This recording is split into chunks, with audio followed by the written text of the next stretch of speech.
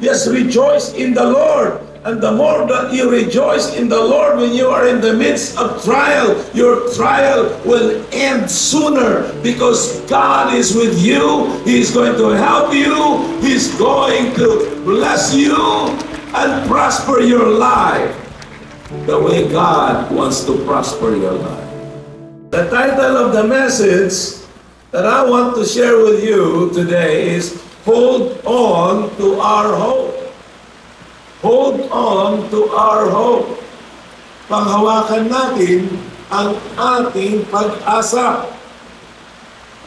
Sabi po ng isang tanyag na manunulat, si Dr. Emil Brunner, what oxygen is for the lungs, such is hope for the meaning of human life. Napakahalaga ang hangin sa ating mga baga upang tayo'y mabuhay, upang tayo'y makahinga.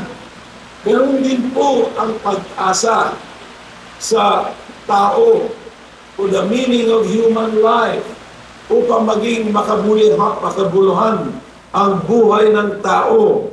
Alam po ba ninyo na ang number one na killer ng mga kabataan ngayon ay suicide? Meron pong suicide cult sa Japan na iniinganyo nila ang mga kabataan.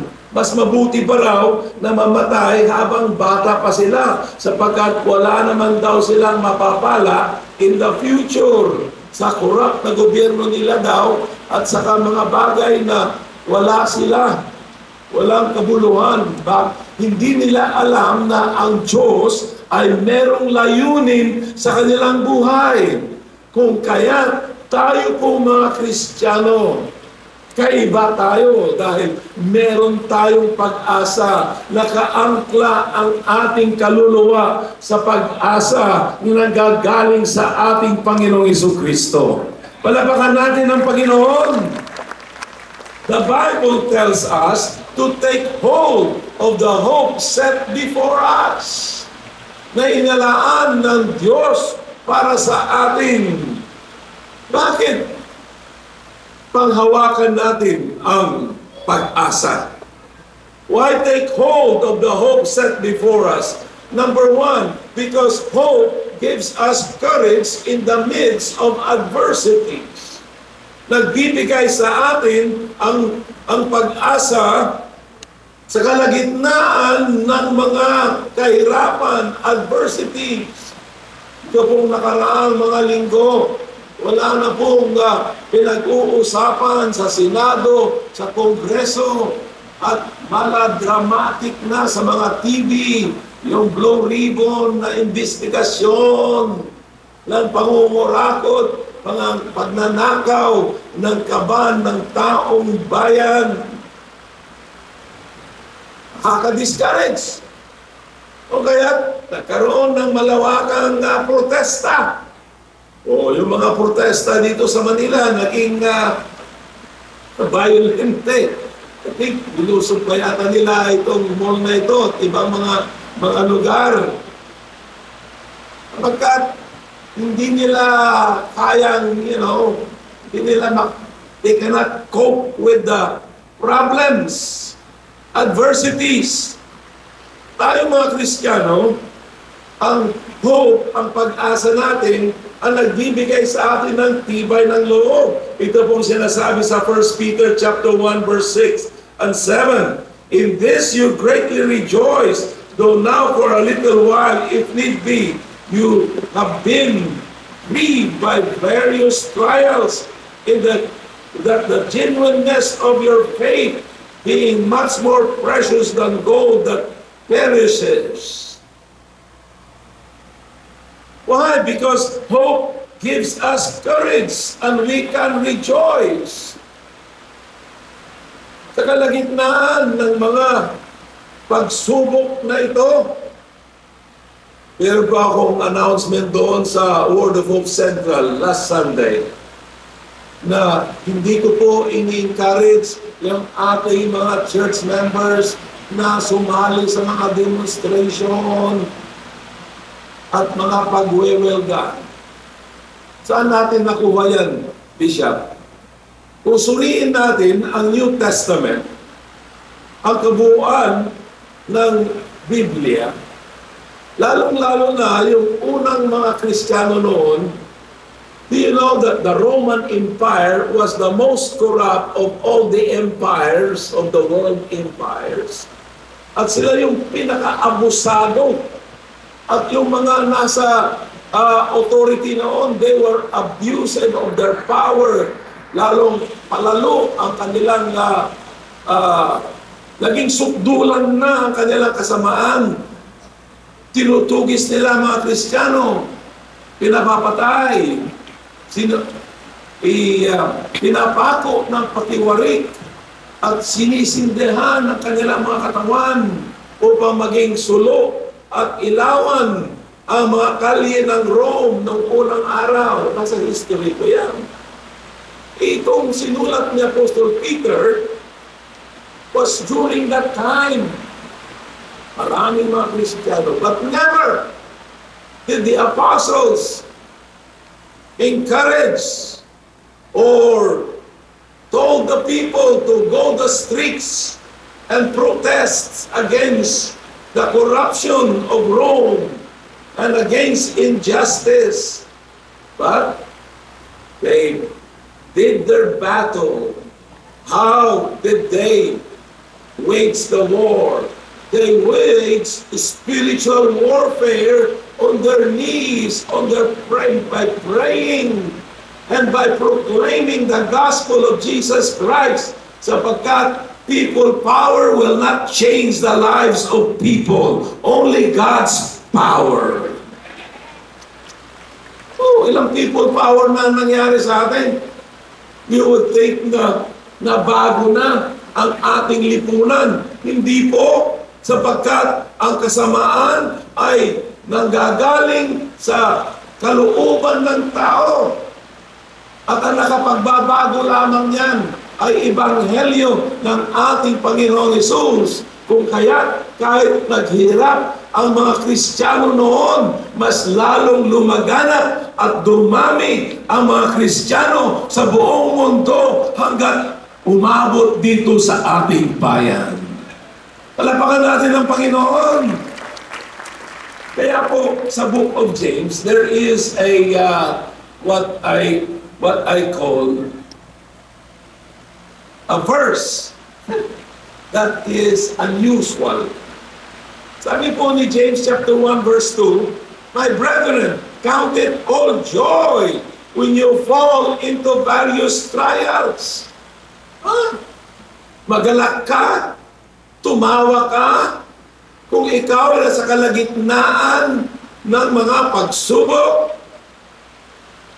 Alam niyo, madali lamang ang tumawa, ang maging magalak, ang maging masaya pag marami kang pera. You know, pinapakita lang pa sa Facebook yung mga pera, yung mga apartments, punong-puno ng mga pera, ng mga 1,000 peso bills. At yung iba naman, I'm sure na mga ibang Kristiyano, sana all. Kasi they are in trials sa pera, kulang. Medyo ganoon, huwag kayo mainggit sa mga masasamang loob. Huwag kayo mainggit sa ganoon na bagay. Yes, rejoice in the Lord. And the more that you rejoice in the Lord when you are in the midst of trial, your trial will end sooner because God is with you. He is going to help you. He's going to bless you and prosper your life the way God wants to prosper your life. Can you say amen? Because madali lamang in the natural to be happy when you have everything going for you.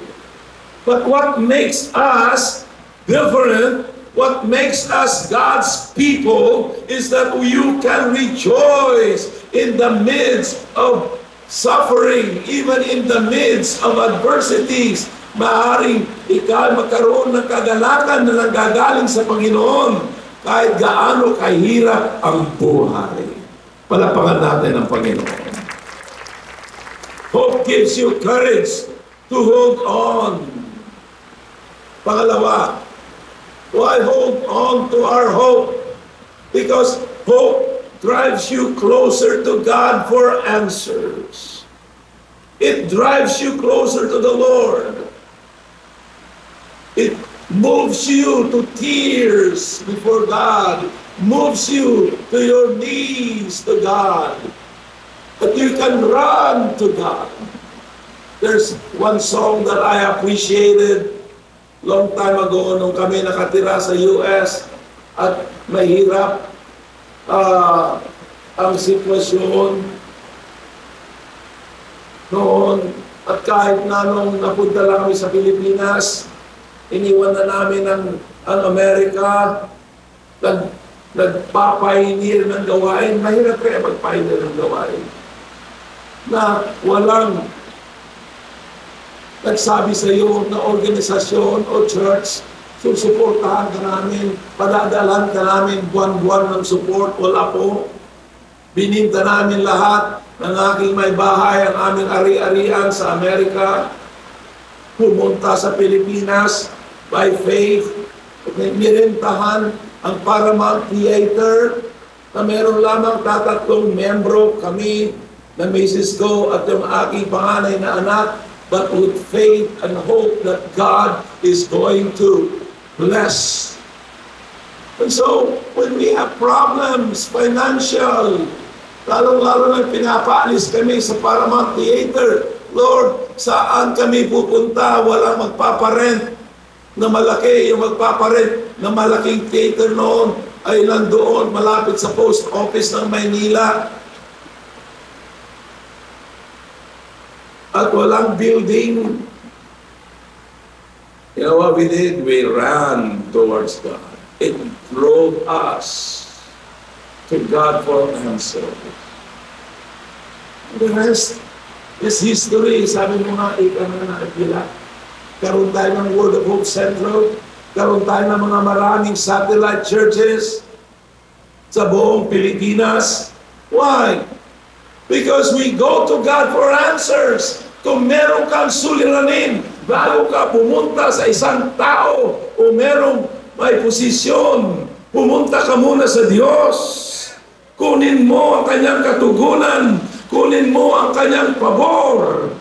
At ang Panginoon, ang siya, ang kikilos, hihipo sa puso ng mga tao na maaring makatulong, makasupport sa gawain at o sa buhay mo. The answers and solutions offered by the world's leaders often lead to disappointment.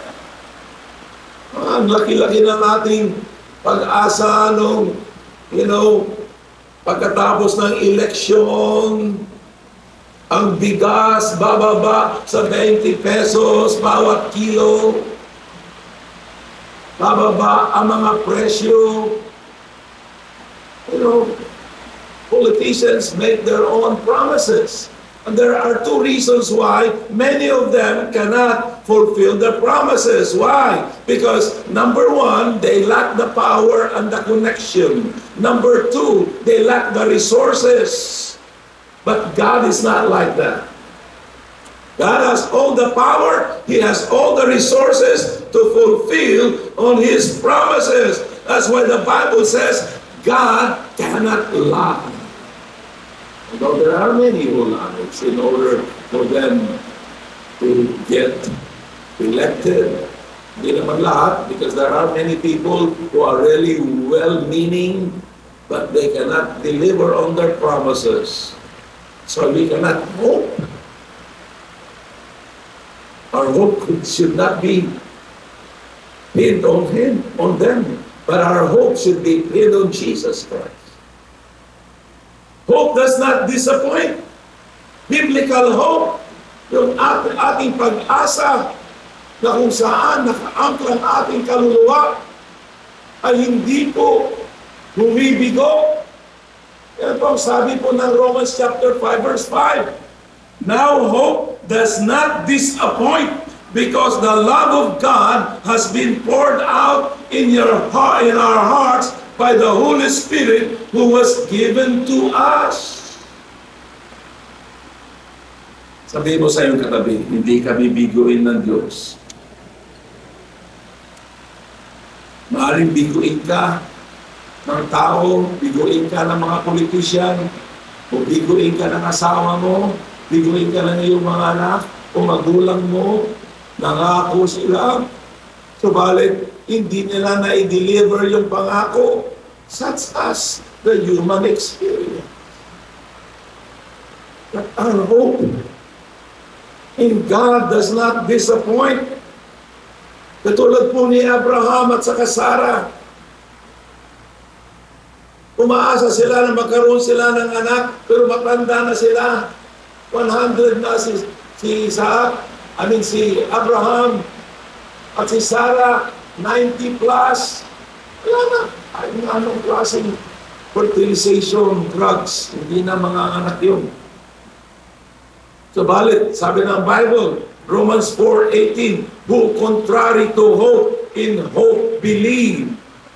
Contrary to hope, laban na sa pag-asa.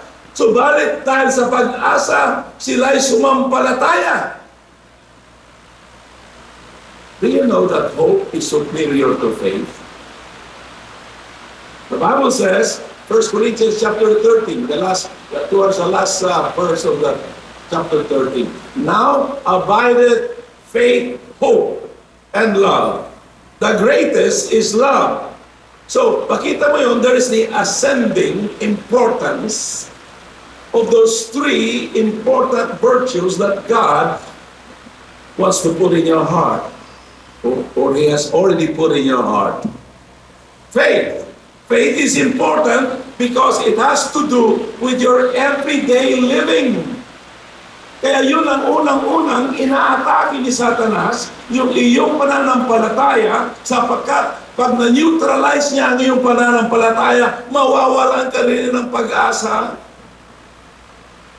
But hope has to do with tomorrow. Hope has to do with the future. Pang hinaharap, kaya't napakahalaga ang hope. So si Abraham, who contrary to hope, believe. In hope, believe. Can I ask you a question? Are there situations in your life, or is there a situation in your life that you may think or say, Pastor, contrary to hope na ito? Binigyan na ako ng tanin ng doktor, 3 months to live. Katulad ng daddy ko, he was 92. Pag na 92, binigyan na ng doktor ng taning 3 months, 2 months o 3 months. So ginather kami lahat sa Los Angeles na say goodbye to my dad. Pero nung dumating ako, nanalangin kami, magkakapatid, lumakas at kumain ng marami. Sabi ko, Dad, alam mo, kapag yung baka ay malakas pang kumain kahit na gaano katanda, ibig sabihin niya, mabubuhay pa na matagal yan. Eh, ang lakas mong kumain sabi ko. Lumakas siya. He got to live almost another year. Praise God. Because in hope, believe. Are you bankrupt today? Wala kang pera ngayon? Baon ka ba sa utang? O kaya, yung negosyo mo, wala na. Sasabihin nila, wala na. O kaya may sakit ka. You know, paring kontra nito mo. Meron akong narinig na testimony ng isang businessman. Nakautang siya ng 450 million sa negosyo niya. Napurdoy ang kanyang negosyo. Hindi kaya pala purdoy. Nasira ang kanyang negosyo. Na-bankrupt. Palagi kasi ako nag-privilege ng Bisaya. May mga Bisaya ako dito. Asganin ka mo. Dagaan man di ay. Okay. So, itong businessman na ito, 450 million, inaalipos na siya ng mga nautangan niya, pinagbabantaan pa siya patayin, at Minumura siya kahit saan punta niya. Kinapalala niya ang mukha niya. Sabi niya, huwag kayo mag-alala, babayaran ko kayo. Eh, kailan? Hindi ko alam, pero babayaran ko. Umaasa ako sa Diyos. Umaasa ako sa Diyos. Nananalangin ako sa Diyos. Yung Diyos mo, ganyan. Alam, hindi na daw malaman ng lahat sinasabi sa kanya. Kabalit, habang nanatili siya, salita. Narinig ko ang testimony niya. In front of other businessmen. I was there. Natili siya sa salita ng Diyos, nananalangin, nagsusumamos kay Lord. Isang araw, binigyan ni Lord siya ng isang idea. You know, you do not have a money problem, you only have an idea problem. And good ideas come from God. Good ideas come from God. Binigyan siya ng Panginoon na magandang idea. Nag-click.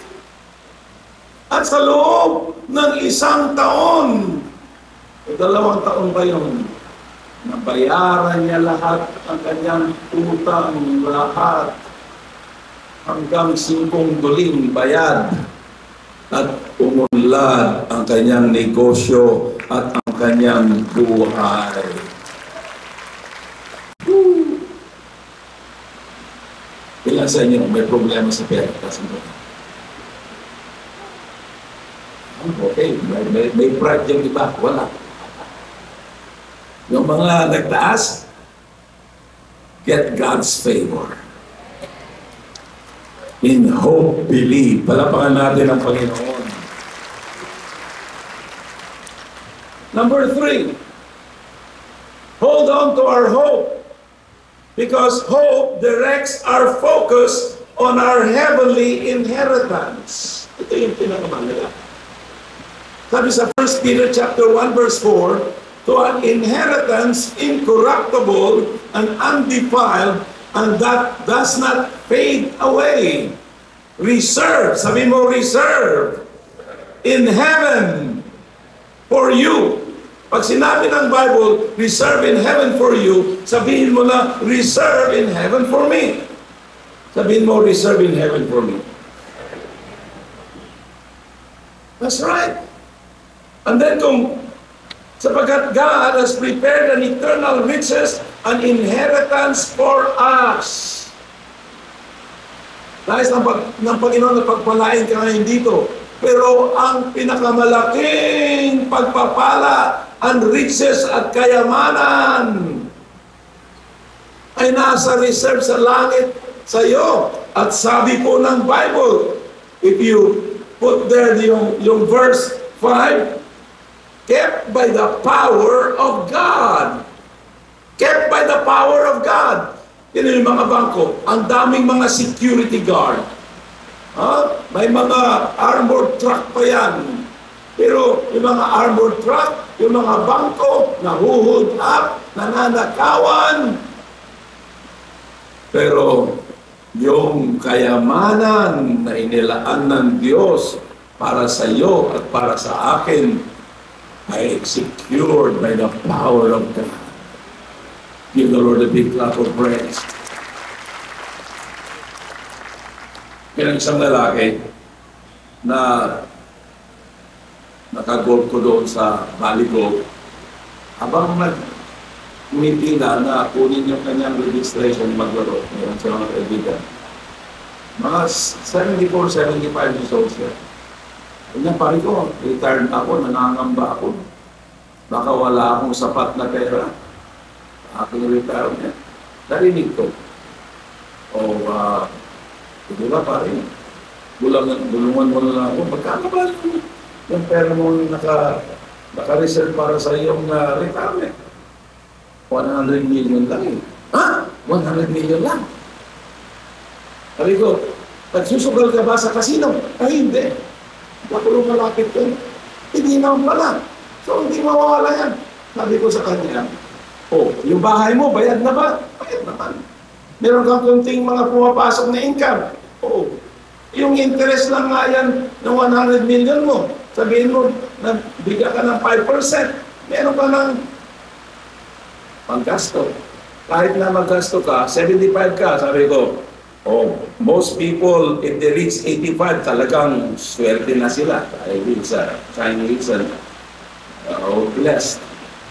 Swerte. Sabihin natin, yung 1 million per month, sapat na ba yun na gastuin mo para sa iyo sa misis mo?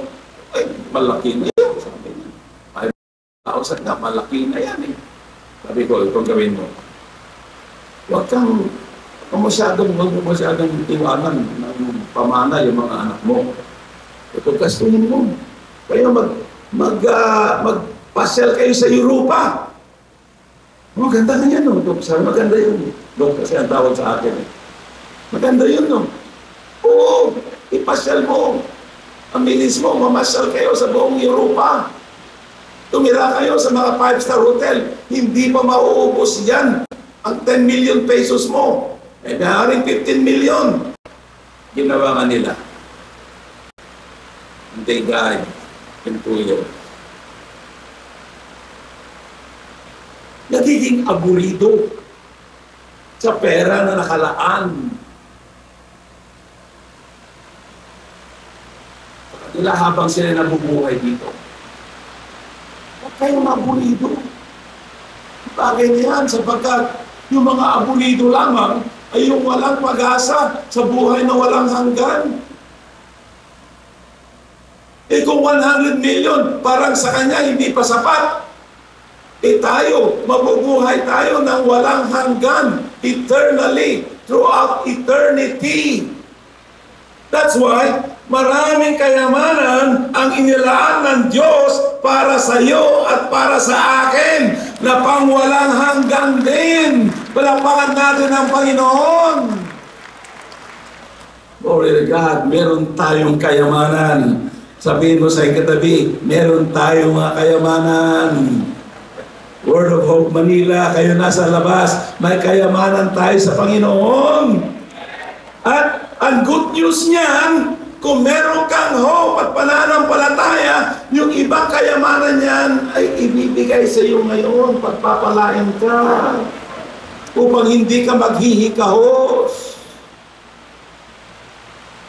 Number 4, lastly, hope prepares our life for His return. Ang pag-asa, ito'y naghahanda sa ating sa pagbabalik ng ating Panginoon. Sabi po sa 1 John chapter 3 verse 2 and 3, Beloved, now we are children of God, and it has not yet been revealed what we shall be, but we know that when He is revealed, we shall be like Him, for we shall see Him as He is. And everyone who has this hope in Him purifies himself just as He is pure.